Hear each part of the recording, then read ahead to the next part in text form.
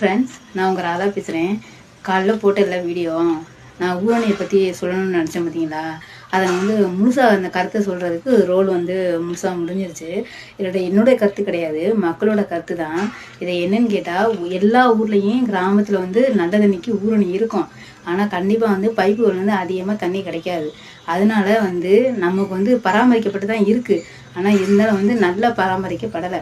அதனால் நம்ம மனு கொடுத்தோம் அப்படின்னா, மக்கள்லாம் சேர்ந்து மனு கொடுத்தோம் அப்படின்னா, நம்ம ஊரணிக்கு கல்லுக்கால் போட்டு நல்லா நீட்டாக மாடுகள்லாம் போகாமல் கொள்ளாமல் நம்ம இந்த குடிநீரை நம்ம சேஃப்டி பண்ணலாம். நம்மளோட ஒவ்வொரு வருஷத்துக்கும் இது நல்லா பல முறைக்கு தாங்கும். அதுக்காக நான் சொல்கிறேன். இது என்னோட கருத்து கிடையாது, மக்களோட கருத்து தான். இது என்னன்னு கேட்டால், இது நம்ம மனு எழுதி கொடுத்தோம்னா நம்மளோட அரசாங்கம் நம்ம பார்க்கும். நம்மளுடைய கிராமங்களுக்கு நல்ல ஒரு புது மலர்ச்சியாக நல்லா ஒரு சிறப்பாக நமக்கு குடி தண்ணி அப்படிங்கிறது நமக்கு அங்கீகரிக்கப்பட்டு நமக்கு கிடைக்கும். அதாவது காலம் முழுக்க நம்ம தண்ணியை நம்ம நல்ல தண்ணியை நம்ம யூஸ் பண்ணலாம். அதுக்காக நான் சொல்கிறேன். ஏன்னு கேட்டால் இப்போ வெயில் காலத்துக்கெலாம் தண்ணி பத்தாது. அதனால் நல்லா வலையெல்லாம் போட்டு நல்லா நீட்டாக நம்ம தண்ணியை பாதுகாப்பு வச்சு இருக்கிற கருவியெல்லாம் நல்லா சுத்தம் பண்ணி நம்ம மக்கள்லாம் சேகரித்து நல்லா வச்சோம் அப்படின்னு சொன்னால் நம்ம அந்த குடிநீரை நம்ம யூஸ் பண்ணலாம். அதுக்காக சொல்கிறேன். So bye.